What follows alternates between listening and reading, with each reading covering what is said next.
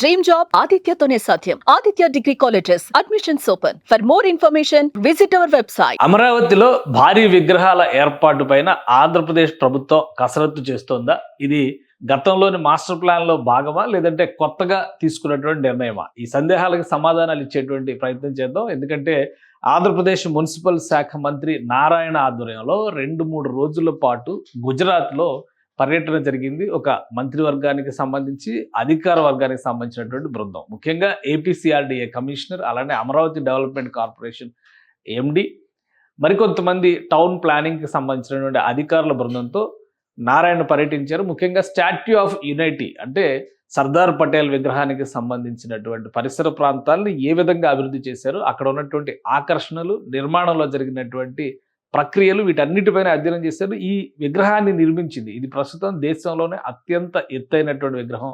181 మీటర్ల ఎత్తు, అంటే దాదాపు 595 అడుగుల ఎత్తులో నిర్మించినటువంటి స్వరూపం ఈ విగ్రహం. సో దీని పరిసర ప్రాంతాల్లో పర్యాటక పరంగా అభివృద్ధి చేయడానికి ఎలాంటి జాగ్రత్తలు తీసుకున్నారు, ఈ నిర్మాణ ప్రక్రియ మొత్తాన్ని కూడా ముందుకు తీసుకెళ్ళింది ప్రఖ్యాత నిర్మాణ సంస్థ ఎల్ఎన్టీ. సో ఎల్ఎన్టీ అధికారుల బృందం ప్రత్యేకంగా దీనికి సంబంధించినటువంటి ప్రజెంటేషన్ని మంత్రి బృందంతో, అంటే నారాయణ గారి బృందంతో షేర్ చేసుకున్నారు. ఎలాంటి కార్యాచరణని అనుసరించడం ద్వారా దీన్ని అట్రాక్టివ్ టూరిస్ట్ డెస్టినేషన్గా మార్చగలిగారు అనేది విశ్లేషించారు.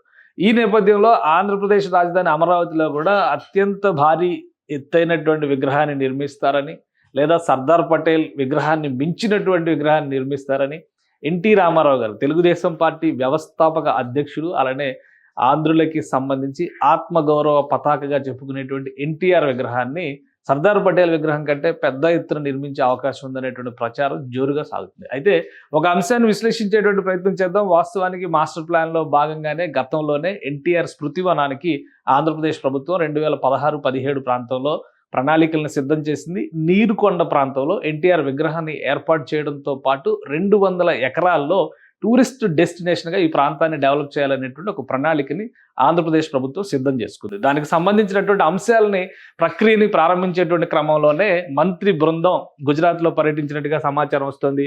వాస్తవానికి ఈ ప్లాన్ ఏంటి, దాన్ని ఒకసారి డిస్కస్ చేసే ప్రయత్నం చేద్దాం. ఇది అమరావతికి సంబంధించినటువంటి మాస్టర్ ప్లాన్. ఇక్కడ కనిపిస్తున్నటువంటి రెడ్ మార్క్, అంటే ఈ బాక్సెస్ అన్నీ కూడా అడ్మినిస్ట్రేటివ్ సిటీ, సీడ్ క్యాపిటల్ ఏరియాలో ముఖ్యమైనటువంటి ప్రాంతంగా చెప్పుకునేటువంటి సీడ్ క్యాపిటల్ ఏరియాలో ఉన్నటువంటి అడ్మినిస్ట్రేటివ్ బ్లాక్, అంటే కృష్ణానదికి అభిముఖంగా ఇదే ఒక సింగిల్ లైన్గా మనం కనుక చూస్తే, ఈ ప్రాంతం మొత్తాన్ని ఒక సింగిల్ లైన్ రూపంలో చూస్తే ఒక క్లారిటీ వస్తుంది. ఎందుకంటే ఇక్కడే విగ్రహాన్ని ఏర్పాటు చేయాలనుకున్నారు. ఇది అడ్మినిస్ట్రేటివ్ బ్లాక్ ఇదంతా. అయితే ఇది కృష్ణానదికి అభిముఖంగా రాజధాని నిర్మాణం జరుగుతుంది. అదే క్రమంలో రాజధాని నిర్మాణానికి అభిముఖంగా ఇక్కడ ఎన్టీ రామారావు విగ్రహాన్ని పెట్టాలనేటువంటి ఆలోచన ఆంధ్రప్రదేశ్ ప్రభుత్వం అప్పట్లోనే చేసింది. సో నీరుకొండ ఈ ప్రాంతంలో, ఇది ఒక విధంగా చెప్పాలంటే నీరుకొండ అనేటువంటి ప్రదేశంలో ఒక లొకేషన్ ఇది. కేవలం మనం ఇక్కడ జూమ్ చేసి చూస్తే కనుక స్ట్రైట్గా ఒకటే లైన్గా కనిపించేటువంటి ప్రదేశం. సో ఇది అమరావతి రాజధాని ప్రాంతానికి అడ్మినిస్ట్రేటివ్ బ్లాక్లకి సమాంతరంగా కనిపిస్తుంది. ఇక్కడ ఒక జలాశయం, చుట్టూ చూస్తే ఒక జలాశయం, ఇక్కడే ఇప్పుడు చెప్తున్నటువంటి పాలవాగు, కొండవీటి వాగు గురించి మనం పదే ఉన్నాం. ఇది కొండవీటి వాగు సంబంధించినటువంటి జలాశయం. ఈ వాటర్ సోర్స్ ఈ విధంగా వచ్చి ఇక్కడ ఒక జలాశయాన్ని ఫామ్ చేస్తుంది. ఇక్కడ మధ్యలో ఉన్నటువంటి కొండ ఈ జలాశయం వల్లనే ఒక ఐలాండ్ లాగా కనిపిస్తుంది. దీన్ని టాప్ ప్రయారిటీ లొకేషన్గా ఆంధ్రప్రదేశ్ ప్రభుత్వం అప్పట్లో ఎంచుకుంది. ఈ లొకేషన్లో ఎన్టీ రామారావు విగ్రహాన్ని పెట్టాలనేటువంటి ప్రణాళికని అప్పట్లోనే ఆవిష్కరించింది.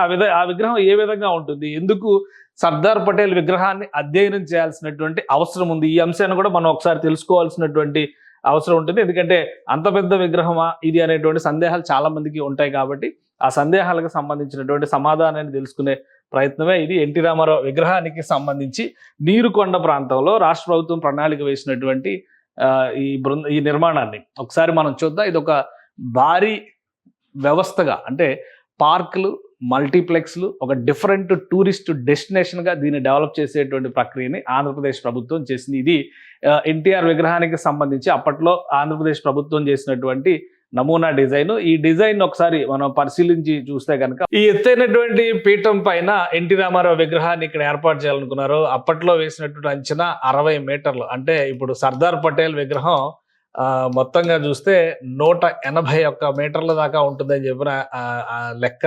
ఇది చూస్తే 60 మీటర్లు ఉంటుంది. అంటే అడుగుల లెక్కను చూసినప్పుడు దాదాపు 195 అడుగుల వరకు ఈ విగ్రహం ఉంటుంది. కింద బేస్మెంట్ ఒక 30 మీటర్ల వరకు 31 మీటర్లు ఉంటుందని చెప్పని అప్పట్లో అనుకున్నారు. సో మొత్తం కూడా ఒక కొండ పైన కొండ అంచున ఏర్పాటైనటువంటి విగ్రహంగా కనిపిస్తుంది. ఈ కొండ మొత్తాన్ని కూడా టూరిస్ట్ స్పాట్ గా డెవలప్ చేయాలనేటువంటి ఆలోచన ప్రణాళికని అప్పుడు రాష్ట్ర ప్రభుత్వం చేసింది. సో మొత్తం దీన్ని ఒకసారి మనం పరిశీలిస్తే అసలు ఈ ప్రాజెక్ట్ లో ఏ ఏ అంశాలు ఉన్నాయి, ఏవి అట్రాక్షన్స్ ఉన్నాయి, ఎందుకు అంత పెద్ద విగ్రహాన్ని స్టడీ చేయాలనేటువంటి ఆలోచన రాష్ట్ర ప్రభుత్వం చేసింది అనే విషయాన్ని మనం ఒకసారి విశ్లేషించి చూస్తే కనుక టోటల్ గా 200 ఎకరాల ప్రాంతంలో విస్తరించి ఉన్నటువంటి ప్రాంతం ఇది. ఈ 200 ఎకరాల భూభాగంలో కూడా దాదాపుగా 15 నుంచి 20 ఎకరాల్లో విగ్రహం ఏర్పాటు జరుగుతుంది. మిగతా ప్రాంతం మొత్తాన్ని కూడా ఒక టూరిస్ట్ డెస్టినేషన్ గా మలచాలని అప్పట్లోనే రాష్ట్ర ప్రభుత్వం ప్రణాళికని సిద్ధం చేసుకుంది. మొత్తం మీద 450 కోట్ల రూపాయలతో ఈ ప్రణాళికను అమలు చేయాలని చెప్పని భావించింది. చూస్తే కనుక విగ్రహం ఒకవైపు నుంచి విగ్రహం, ఇంకోవైపు చుట్టూ వాటర్ సోర్స్ ఉంటుంది కాబట్టి ఒక రివర్ ఫ్రెండ్లీ అట్మాస్ఫియర్ క్రియేట్ చేయాలి, అక్కడ ఆహ్లాదకరమైనటువంటి వాతావరణాన్ని తీసుకురావాలనేటువంటి ఆలోచన చేసింది. అంతర్జాతీయ స్థాయిలో విగ్రహాల నిర్మాణంలో ఎలాంటి ప్రమాణాలు పాటిస్తారో దానికి అనుగుణంగా ఈ ప్రక్రియను చేయాలనేటువంటి ఆలోచన రాష్ట్ర ప్రభుత్వం చేసింది. దీనికి సంబంధించి ఒక 3 నమూనాలని L&T కంపెనీనే అప్పట్లో ఆంధ్రప్రదేశ్ ప్రభుత్వానికి సరఫరా చేసింది. వీటన్నిటిని పరిశీలించినాక ఈ డిజైన్ని రాష్ట్ర ప్రభుత్వం, అంటే ఇప్పుడు మనం చూసినటువంటి నీరుకొండ విగ్రహానికి సంబంధించినటువంటి డిజైన్ని రాష్ట్ర ప్రభుత్వం ఫైనల్ చేసింది. అంటే అది ఫైనల్ చేసి అప్రూవల్ ఇచ్చేటువంటి క్రమంలోనే, పనులు ప్రారంభించేటువంటి క్రమంలోనే ప్రభుత్వాలు మారడం, టోటల్గా ఈ వ్యవస్థ అంతా కుంటుపడ్డం. ఇదిగో చూస్తే ఇక్కడ నుంచి అమరావతికి ఒక సైట్ అనమాట. అంటే అమరావతికి ఏ విధంగా ఇది ఒక డైరెక్ట్ అభిముఖంగా ఉన్నటువంటి సైట్గా మారుతుంది. ఇది అమరావతి నగరంలోంచి వెళ్ళేటువంటి క్రమంలో ఎన్టీఆర్ విగ్రహం ఆ విధంగా దర్శనం ఇచ్చేటువంటి అవకాశం ఉంటుంది. ఒక కొండ రూపంలో, నీరు కొండ అనేటువంటి ప్రాంతంలో కొండ రూపంలో డెవలప్ అయి ఉన్నటువంటి ఐలాండ్ అది. ఆ ఐలాండ్ని ఒక సహజ సిద్ధంగా ఏర్పడినటువంటి సరస్సు మధ్యలో ఉన్నటువంటి ఐలాండ్, దాన్ని ఒక టూరిస్ట్ డెస్టినేషన్గా మార్చాలి, ఒక పెద్ద యాంఫీ థియేటర్ కట్టాలి, అలానే అక్కడ రెస్టారెంట్లు కానీ, అలానే ఫుడ్ కోర్ట్స్ లాంటివి, ఇంకా ఇతర రిక్రియేషన్స్ని ఏర్పాటు చేయాలనేటువంటి ఆలోచన చేసింది.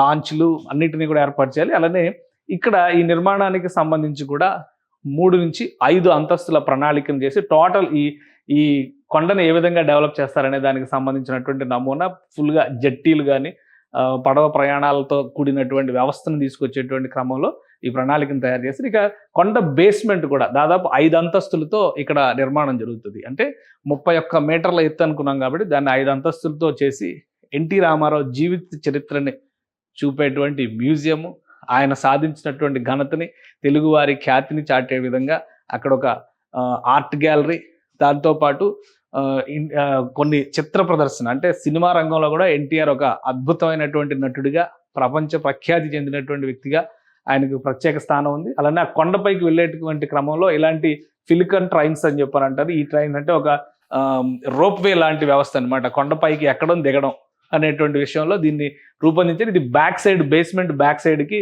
ఒక స్టేషన్ నిర్మిస్తారు. ఆ చిన్న ట్రైన్ ట్రాక్స్ ఏర్పాటు చేయడం ద్వారా ఆ స్టేషన్ ద్వారా పైకి వెళ్ళచ్చు. అలానే కింది అంతస్తు నుంచి, దిగువ అంతస్తు నుంచి మెట్ల మార్గం, లిఫ్ట్లు, ఎస్కలేటర్లు ఇవన్నీ కూడా ఏర్పాటు చేస్తారు.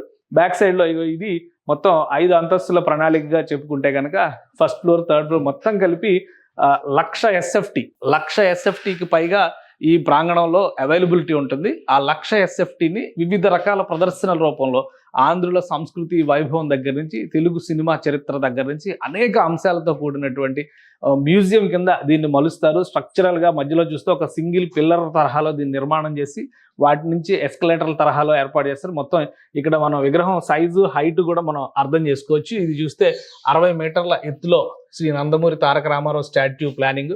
ఇక్కడ మాత్రం పోడియం ఉంటుంది. ఇక్కడ టాప్ టెర్రస్, అంటే ఓపెన్ టెర్రస్, ఇక్కడ విజిటర్స్ ఇక్కడ నడవడానికి ఉంటుంది. ఈ విగ్రహం పైన ఇదంతా కూడా ఒక కారిడార్ లాగా నిర్మిస్తారు. విగ్రహం పైన ఇక్కడ వరకు వెళ్ళేటువంటి అవకాశం ఉంటుంది. ఇంకో ప్రణాళిక కూడా ఉంది, విగ్రహం పైకి ఎక్కే విధంగా కూడా ప్రణాళిక ఏర్పాటు చేయొచ్చు అన్నారు. బట్ దాని మీద ప్రభుత్వం పెద్దగా ఇంట్రెస్ట్ చూపించలేదు. అలానే ఇక్కడ చూస్తే ఫంక్షనల్ రైల్వే, ఇది ఫెనిక్యులర్ రైల్వే ప్లాట్ఫామ్, అంటే ఇందాక అనుకున్నాం కదా అలా పైకి కిందకి వెళ్లే విధంగా ఆ ఫెనిక్యులర్ రైల్వే ప్లాట్ఫామ్ ఇక్కడ ఈ స్టేజ్ వరకు వస్తుంది. అంటే ఇది ఒక రకంగా 4th ఫ్లోర్ లాగా మనం చూడాల్సి ఉంటుంది. 3rd ఫ్లోర్ అవుతుంది ఇది. సో ఇక్కడ నుంచి పైకి మళ్ళీ వెళ్లాల్సిన అవసరం ఉంటుంది. ఇక మిగతా అంతా కనెక్టింగ్ బ్రిడ్జ్లు, ఎంట్రన్స్ కోర్ట్లు, ఇవన్నీ కనెక్టింగ్ బ్రిడ్జ్. 2nd ఫ్లోర్లో ఇక్కడ 2125 స్క్వేర్ మీటర్స్.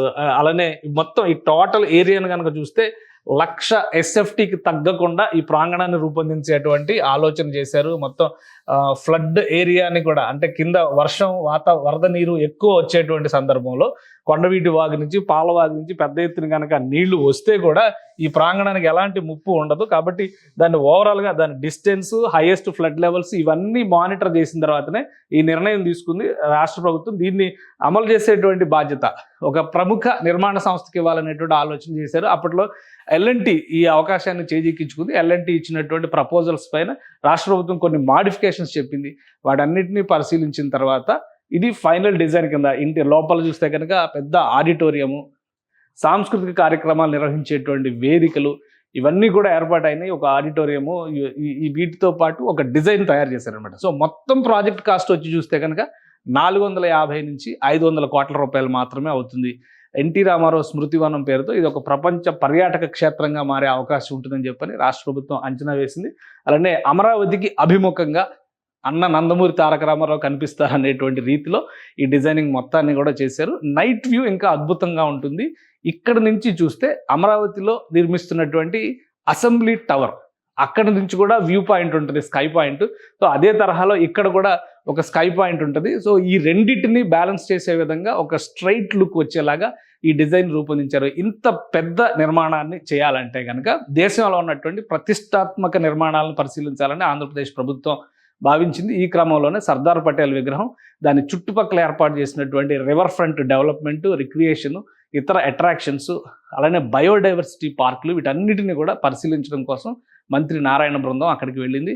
బహుశా ఎత్తులో కూడా ఏమీ మార్పులు ఉండకపోవచ్చు. గతంలో 60 మీటర్లు ప్రతిపాదించారు. చాలా మందికి రాజకీయపరమైనటువంటి సందేహాలు ఉన్నాయి. 60 మీటర్ల ఎత్తు అంటే దాదాపు 200 అడుగుల ఎత్తులో విగ్రహం ఉంటుంది. కాబట్టి అంత పెద్ద ఎత్తున 100 అడుగుల పైన ఉండేటువంటి ఏ విగ్రహానికైనా కానీ కేంద్ర ప్రభుత్వ అనుమతితోనే నిర్మాణం జరగాల్సినటువంటి అవసరం ఉంటుంది.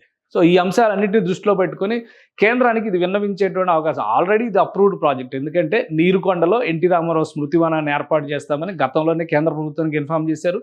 అలానే ఆ పక్కనే ఉన్నటువంటి నేలపాడు దగ్గరలో ఒక ప్రాంతంలో, అంటే ఒక విధంగా చెప్పాలంటే SRM యూనివర్సిటీ, విట్ యూనివర్సిటీకి సమీపంలోనే అంబేద్కర్ స్మృతివనాన్ని ఏర్పాటు చేయాలని ఆల్రెడీ అక్కడ కొంత డెవలప్మెంట్ ప్రాసెస్ను కూడా ఆంధ్రప్రదేశ్ ప్రభుత్వం అప్పట్లో మొదలుపెట్టింది. అయితే జగన్మోహన్ రెడ్డి ప్రభుత్వం వచ్చిన తర్వాత అంబేద్కర్ స్మృతివనాన్ని అక్కడ ఆపేసి, ఎందుకంటే అది ఎడ్యుకేషన్ సిటీ పరిధిలో వస్తుంది, అంబేద్కర్ ఒక ఇన్స్పిరేషన్గా ఉంటారని చంద్రబాబు నాయుడు డిజైన్ చేశారు. దాన్ని ఆపేసి విజయవాడ సిటీలో జగన్మోహన్ రెడ్డి ప్రభుత్వం పెట్టింది. కాబట్టి దానికి కూడా 125 అడుగుల విగ్రహానికి అప్పుడు పర్మిషన్ తీసుకున్నారు. సో ఈ ఎటువంటి విధంగా చూసినా కానీ 100 మీటర్ల పైన ఉండేటువంటి విగ్రహాలకైతే మాత్రం కేంద్ర ప్రభుత్వం అనుమతి తీసుకోవాల్సి ఉంటుంది. ఇది కేవలం 60 మీటర్లో డిజైన్ చేశారు కాబట్టి అప్పట్లోనే ఈ అప్రూవల్స్ అన్నీ కూడా క్లియర్ అయిపోయినాయి. కానీ ఇప్పుడు నిర్మాణ ప్రణాళిక ఏ విధంగా ముందుకు తీసుకెళ్ళాలి, అలానే స్పీడ్ ఆఫ్ డూయింగ్ బిజినెస్ అనేటువంటి పదాన్ని ప్రతిదానికి అన్వయిస్తూ వీలైనంత వేగంగా ఈ ప్రాజెక్ట్ని అమల్లోకి తీసుకురావడం పైన అధ్యయనం చేసేందుకే మంత్రి నారాయణ బృందం గుజరాత్లో పర్యటించి అమరావతికి చేరుకున్నట్టుగా సమాచారం ఉంది. సో అతి త్వరలో, అంటే ప్రధానమంత్రి నరేంద్ర మోడీ పర్యటన సందర్భంలో ఈ ప్రాజెక్టుకు కూడా వర్చువల్గా శంకుస్థాపన చేసేటువంటి అవకాశాలు పుష్కలంగా ఉన్నాయి. రాష్ట్ర ప్రభుత్వం ప్రతిష్టాత్మకంగా తీసుకుంది. పైగా ఇది రాజధాని ప్రాంతానికి దక్షిణ భాగాన చివరి కొనలో ఉండేటువంటి ప్రదేశం కాబట్టి ఆ ప్రాంతంలో డెవలప్ చేస్తే కనుక రాజధాని అవుట్స్కట్స్ కూడా వేగంగా అభివృద్ధి చెందడానికి అవకాశం ఉంటుంది.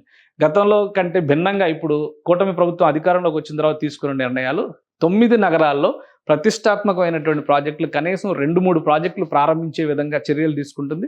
ఈ ప్రాజెక్టులు మొదలైన తర్వాత ఆటోమేటిక్గా చుట్టుపక్కల ప్రాంతాలు అభివృద్ధి చెందడానికి అవకాశం ఉంటుంది అనేటువంటి ఆలోచన చేస్తుంది. ఈ క్రమంలోనే ఎన్టీఆర్ స్మృతివనానికి ప్రధానమంత్రి చేతుల మీదుగా రేపు మే 2వ తేదీన శంకుస్థాపన చేసేటువంటి అవకాశాలు ఉన్నాయి. ఎన్టీ రామారావు విగ్రహానికి శంకుస్థాపన చేస్తారా అనే సందేహాలకు కూడా సమాధానం లేదు. ఎందుకంటే దక్షిణాది రాష్ట్రాల్లో బీజేపీతో పొత్తు కుదుర్చుకున్నటువంటి మొట్టమొదటి పార్టీ తెలుగుదేశం పార్టీ. అది కూడా ఎన్టీ రామారావు గారి నాయకత్వంలో 1984లోనే జరిగినటువంటి ఒప్పందాలు అవి. సో వీటన్నిటి రీత్యా ఎన్టీ రామారావు గారి పైన అత్యంత గౌరవం బీజేపీ జాతీయ నాయకులకి ఉంది. అలానే తెలుగుదేశం పార్టీ ఈ రోజు జాతీయ రాజకీయాల్లో కీలక పాత్ర పోషిస్తున్నటువంటి నేపథ్యంలో ఎన్టీ రామారావు స్మృతివనాన్ని వీలైనంత వేగంగా ఎగ్జిక్యూషన్లోకి తీసుకురావాలనేటువంటి ఆలోచన చంద్రబాబు నాయుడు ప్రభుత్వం చేస్తుంది. అందులో భాగంగానే వివిధ అంశాలను పరిశీలించేందుకు గుజరాత్ పర్యటనకి మున్సిపల్ మంత్రి నారాయణ నేతృత్వంలో అధికారుల బృందం వెళ్ళింది. సుమన్ టీవీలో మీ పర్సనల్ అండ్ బిజినెస్ ప్రమోషన్స్ కోసం కింది నెంబర్కి కాంటాక్ట్ చేయండి.